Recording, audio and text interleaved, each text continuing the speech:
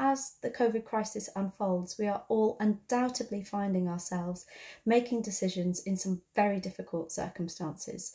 We know that the situation ahead of us is incredibly complex, it changes often, and we're all facing a huge amount of uncertainty.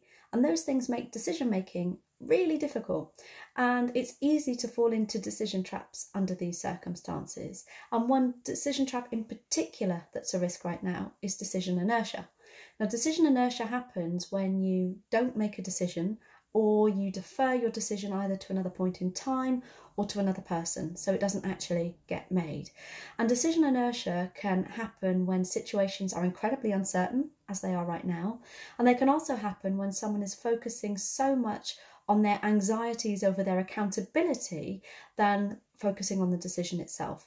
So, for example, it's like worrying about the ramifications of the decision so much that you don't actually get around to making it at all. And that can be problematic. There are some techniques that can help you to avoid these kind of decision traps. And in particular, we use something called decision controls.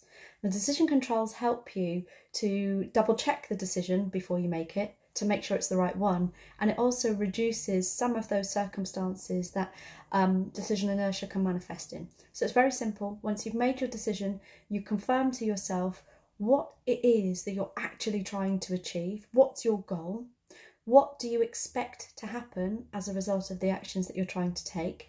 And how do the benefits outweigh the risks? Now, using the decision controls helps to improve your situational awareness, thereby reducing uncertainty. And it also helps you to focus on that operational goal, which helps to reduce that over-focus on accountability anxieties and helps you to make the right decision for the situation ahead of you. But look, we have to be realistic about this. There are some situations under which whatever decision you make, however good the decision, the outcome still isn't going to be brilliant.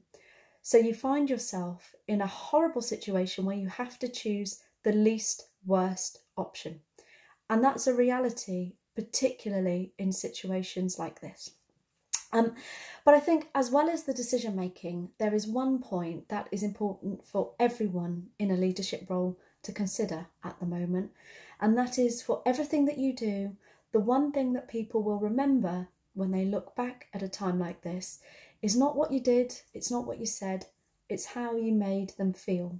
So do think about the human impact of the decisions that you make on the people that you're going to affect by them. Lessons will be there. We can change the way that we work. We can look back when we debrief and make huge improvements. But one thing that you'll never get back is the impact on that person at that point in time.